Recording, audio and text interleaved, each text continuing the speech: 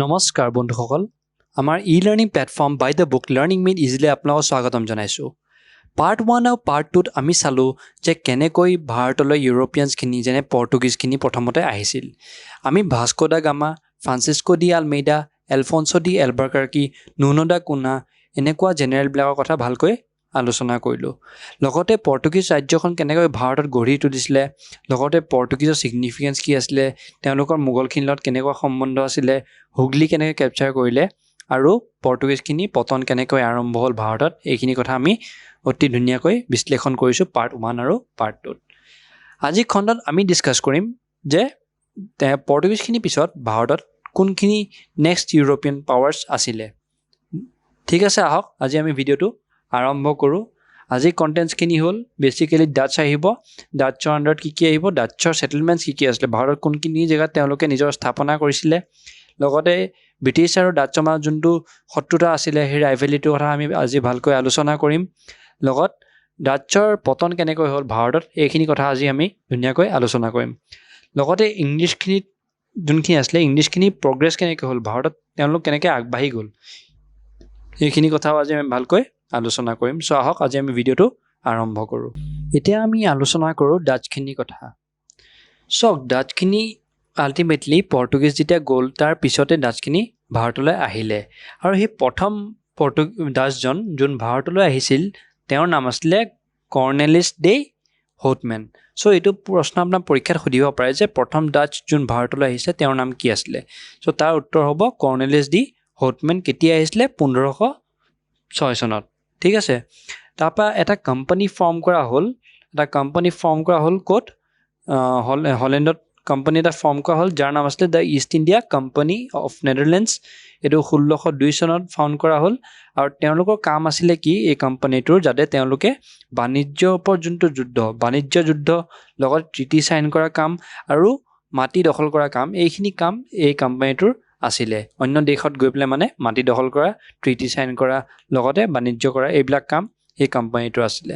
বুজি পাইছেনে সকলোৱে? অ'কে, আৰু ডাটছবিলাকৰ ছেটেলমেণ্ট ক'ত হ'ল নেক্সট? চ' প্ৰথম যোনটো ফেক্টৰী বনালে ডাটছখিনিয়ে, সেই ফেক্টৰীটো আছিলে মাছুলিপট্টনমত, যোনটো মাছিলিপট্টনম বুলি কোৱা গৈছিলে আগৰ দিনত। আৰু ফাৰ্ষ্ট ফেক্টৰী কেতিয়া বনোৱা হৈছিলে? প্ৰথম ফেক্টৰীটো 1605 চনত। আৰু ডাটছখিনি তেতিয়া কি কৰিছিলে, নাগাপট্টনম এটা ষ্ট্ৰং হোল্ড আছিলে, মানে বহুত ষ্ট্ৰং পাৰ্ট আছিলে, মানে ষ্ট্ৰং ফ'ৰ্টছ আছিলে, ষ্ট্ৰং ফেক্টৰীজ আছিলে পৰ্তুগীজৰ তাত। পৰ্তুগীজখিনি তেওঁলোকে ডাটছে পৰ্তুগীজৰ পৰা সেই ফেক্টৰীটো কেপচাৰ কৰি পেলাই নাগাপট্টনমক নিজৰ কেপিটেল বনাই দিলে, নিজৰ ষ্ট্ৰং হোল্ড বনাই দিলে দক্ষিণ ভাৰতত। সকলোৱে বুজি পাইছেনে? আচ্ছা, তাৰপিছত ফেক্টৰীজখিনি ক'ত ক'ত বনোৱা হ'ল? কৰমণ্ডল কোষ্টত বনোৱা হ'ল, মানে লগতে ইউপিত বনোৱা হ'ল। কৰমণ্ডল কোষ্ট ক'ত আছে গম পাইছে আপোনালোকে, চাউথৰ ফালে আছে। লগতে উত্তৰ প্ৰদেশত বনোৱা হ'ল, গুজৰাটত বনোৱা হ'ল, বেংগলত বনোৱা হ'ল আৰু বিহাৰত বনোৱা হ'ল। 1609 চনত আটাইতকৈ ইম্পৰ্টেণ্ট ফেক্টৰীটো পলিকাটত বনোৱা হ'ল, যোনটো কেৰেলাত আছে। আশা কৰোঁ সকলোৱে বুজি পাইছে। অ'কে, আৰু কিছুমান ইম্পৰ্টেণ্ট ফেক্টৰী আছিলে, যেনে চুৰাট, বিমলিপট্টনম, কাৰাইকাল, চিনচুৰা, বাৰানগৰ, কাছিম বাজাৰ আৰু কোচিন। এইবিলাক ইম্পৰ্টেণ্ট ফেক্টৰী আছিলে ডাটছৰ। এইবিলাক ইম্পৰ্টেণ্ট ছেটেলমেণ্টছ আছে, তেওঁলোকে মানে নিজৰ ব্যৱসায় এইখিনি জেগাত আৰম্ভ কৰি দিছিলে। আশা কৰোঁ সকলোৱে বুজি পাইছে। অ'কে বন্ধুসকল, এতিয়া আমি ডিছকাছ কৰিম এংলো ডাটছ ৰাইভেলি, মানে ব্ৰিটিছখিনি আৰু ডাটছখিনিৰ মাজত যোনটো শত্ৰুতা আছিলে, এইখিনি কথা আমি আলোচনা কৰিম। চাওক, সেই সময়তে ইংলিছখিনিৰ মানে যোনটো পাৱাৰ আছিলে, তেওঁলোকৰ পাৱাৰটো মানে ইষ্টাৰ্ণ ট্ৰেডৰ ফালে, মানে ইষ্টাৰ্ণ মানে কি, ধৰি লওক ইণ্ডোনেছিয়া, ভাৰত, অন্যান্য এইটো ছাইডৰ দেশ, মানে পূৰ্বৰ ফালে যোনখিনি দেশ আছিলে সেইফালে তেওঁলোকৰ ইনফ্লুৱেঞ্চটো বাঢ়ি গৈ আছিলে। তেওঁলোকৰ বাণিজ্য ব্যৱসায় এইফালে বাঢ়ি গৈ আছিলে, আৰু তেওঁলোক অহাৰ কাৰণে যোনটো ডাটছৰ কম্পিটিশ্যন আছিলে, সেই কম্পিটিশ্যনটো বাঢ়ি গ'ল। ঠিক আছে, এতিয়া মানে তেওঁলোকৰ মানে ইমানে মানে শত্ৰুতা বাঢ়ি গৈ থাকিলে যে আল্টিমেটলি মানে এখন যুদ্ধ হ'ল। সেই যুদ্ধখনৰ নাম আছিলে এম্বইনা বেটেল। এই বেটেলখন কেতিয়া হৈছিলে? 1623 চনত, 1623 হৈছিলে এই বেটেলখন।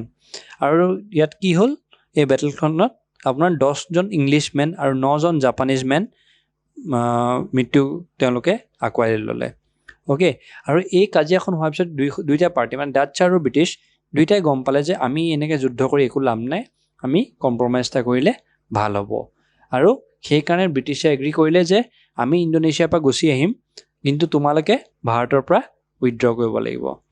চ' এইটো কণ্ডিশ্যন আহি গ'ল মানে এংলো ডাচ ৰাইভেলৰীৰ মাজত অ'কে তাৰপিছত লাহেকৈ ডাচ্ছৰ পতন হ'ব ধৰিলে ভাৰতত তাৰ কাৰণে কিছুমান কাৰণ আছিলে যি কাৰণে ডাচ্ছৰ পতন হ'ল ভাৰতত প্ৰথম কথাটো হ'ল থাৰ্ড এংলো ডাচ ৱাৰ যোনটো হৈছিলে 1672 পৰা 1674 লৈকে তাত তিনিটা হোমবাউণ্ড মানে কি ঘৰলৈ মোৱা ইংলিছৰ ঘৰলৈ মোৱা জাহাজ তিনিখন এইটো ডাচ্ছে কেপচাৰ কৰি লৈছিলে লগতে বেটল অফ হুগলি নৱেম্বৰ 1759ত আৰম্ভ হৈছিলে আৰু তাত কি হ'ল ডাচ্ছে ইংলিছৰ লগত হাৰি থাকিলে তাৰপিছত ডাচ্ছখিনি একো ইণ্টাৰেষ্ট নাছিলে মানে তেওঁলোকে আশা কৰা নাছিলে বা মানে তেওঁলোক ইচ্ছুকো নাছিলে অন্য দেশৰ মাটি দখল কৰাত সেইটো ক্ষেত্ৰত অকল ব্ৰিটিছৰ ইচ্ছা বা ইণ্টাৰেষ্ট আছিলে বুজি পাইছে তেওঁলোকে খালি অকল বাণিজ্য বা ব্যৱসায়ৰ লগতে নিজৰ চিন্তা চৰ্চা ৰাখিছিলে আৰু লগতে ডাচ্ছৰ মেইন ইণ্টাৰেষ্ট আছিলে স্পাইচ আইলেণ্ড যোনখিনি আছিলে স্পাইচৰ যোনখিনি দ্বীপ আছিলে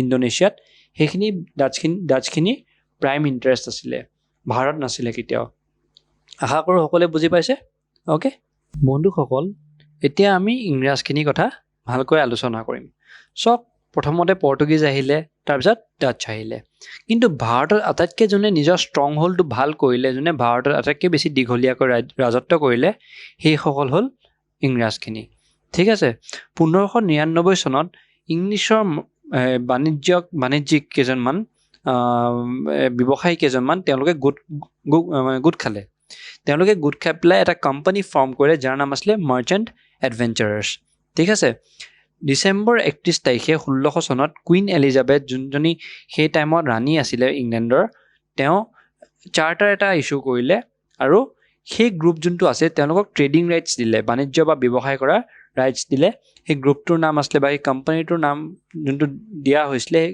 নাম আছিলে governor and company of merchants of London trading in to the east Indies যোনটো আমি ইষ্ট ইণ্ডিয়া কোম্পানী বুলিও আজিকালি চিনি পাওঁ আৰু তেওঁলোকক ইনিচিয়েলি মন'পলি 15 বছৰ দিয়া হৈছিলে যোনটো পিছত বহুদিনলৈ এক্সটেণ্ড কৰিলে আৰু সেইটো কোনো পিৰিয়ড নাছিলে এতিয়া আমি ডিছকাছ কৰিম ভাৰতত ইংলিছখিনি প্ৰগ্ৰেছ কেনেকৈ হৈছিল চ' কেপ্টেইন হকিন্সৰ কথা মই অলৰেডি আপোনালোকৰ লগত আগৰ পাৰ্টত ডিছকাছ কৰিছোঁৱে কেপ্টেইন হকিন্স জাহাংগীৰ কোৰ্টত আহিছিলে আপোনালোকে জানে তাৰপিছত পৰ্তুগীজে জাহাংগীৰ কোৰ্টত যাওঁতে কেপ্টেইন হকিন্সক বহুত ডিষ্টাৰ্ব কৰিলে তেওঁলোকে ৰেজিষ্টেঞ্চ দেখালে কেপ্টেইন হকিন্সৰ প্ৰতি তাৰপিছত ইংলিছে কি কৰিলে কেপ্টেইন হকিন্স ঘূৰি গ'ল 1611 চনত আৰু তেওঁলোকে মাছলিপট্টনমত নিজৰ বিজনেছ গঢ়োৱা ষ্টাৰ্ট কৰিলে মাছলিপট্টনম ক'ত আছে অন্ধ্ৰপ্ৰদেশত আছে তাৰপিছত যেতিয়া ৰেজিষ্টেঞ্চটো ফেচ কৰিলে পৰ্তুগীজখিনিৰ পৰা next time sir Thomas best বুলি এজন ইংলিছৰ লিডাৰ তেওঁ আহি পেলাই পৰ্তুগীজক ভাৰতত হৰাই দিলে বুজি পাইছেনে সকলোৱে আৰু সেইটো দেখিয়ে জাহাংগীৰ বহুত ইমপ্ৰেছ হৈ গ'ল তেওঁ বহুত ভাল পালে আৰু সেইকাৰণে ইংলিছক পাৰ্মিশ্যন দিলে যে তেওঁলোকে ফেক্টৰী গঢ়িব পাৰে ক'ত গঢ়িব পাৰে চুৰাটত 1613 চনত তাৰপিছত 1615 চনত ছাৰ থমাছ ৰোক কি কৰা হ'ল তেওঁ কোৰ্টলৈ আহিছিলে জাহাংগীৰৰ আৰু তেওঁ 1619 মানে 4 বছৰ জাহাংগীৰৰ কোৰ্টতে তেওঁ থাকিলে খালি তেওঁ এটা ডিফেক্ট হ'ল কি তেওঁ জাহাংগীৰৰ পৰা পাৰ্মিশ্যন নাপালে নিজৰ ফেক্টৰী ইষ্টাব্লিছ কৰিবৰ কাৰণে বুজি পালেনে অ'কে খালি তেওঁ এটা ট্ৰিটিটো পাৰ্মিশ্যনটো এনেই ফেচিয়েল মানে মুখৰ পৰা পাৰ্মিশ্যন পাই গ'ল বাট ট্ৰিটিটো চাইন কৰাব নোৱাৰিলে মানে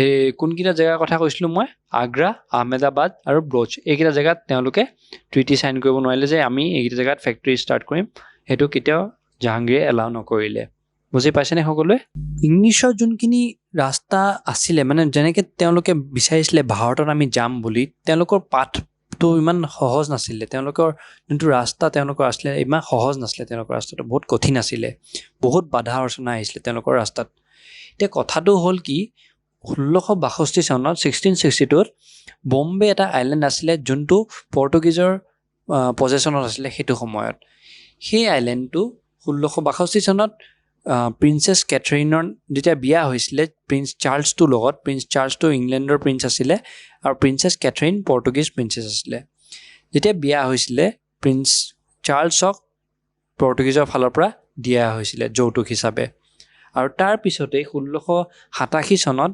বম্বে কেপিটেল বনোৱা হ'ল আৰু যোনটো তেওঁলোকৰ অৰিজিনেল কেপিটেল আছিলে চুৰট তাৰ পৰা বম্বেলৈ শ্বিফ্ট কৰি দিয়া হ'ল বুজি পাইছেনে সকলোৱে এতিয়া ইয়াত আপোনালোকে ফটোত দেখিছে এইখন হ'ল আপোনাৰ ফৰ্ট সেন্ট জৰ্জ এই ফৰ্ট সেন্ট জৰ্জটো আছে আপোনাৰ মাদ্ৰাছত এইটো ব্ৰিটিছে আৰম্ভ কৰিছিলে আৰু 1639 চনত ফ্ৰান্সিছ ডে এই পাৰমিশনটো পাইছিলে ফ্ৰান্সিছ ডে পাৰমিশনটো পালে ফৰ্ট সেন্ট জৰ্জটো বনাবৰ কাৰণে ওকে আৰু কি হ'ল ইংলিছৰ পজিশ্যনটো ভাৰতত কেনেকৈ ভাল হ'ল কাৰণ তেওঁলোকে গোল্ডেন ফাৰ্মান পালে গোলকণ্ডা ৰজাৰ পৰা 1632 চনত তেওঁলোকে গোল্ডেন ফাৰ্মান পালে যি কাৰণে তেওঁলোকৰ নিজৰ ভাৰতৰ যোনটো স্থিতি এই স্থিতিটো ইংৰাজৰ বহুত ভাল হৈ গ'ল আগতকে ঠিক আছে ফ্ৰেণ্ডছ আজিলৈ ইমানে আমাৰ Instagram ID social media handle সব দিয়া আছে ইয়াতে ইমেইল আইডিও দিয়া আছে আপোনালোকৰ ভ্যালুয়েবল কমেন্টছ সাজেশনছ ফিডবেক কৰিব আমাক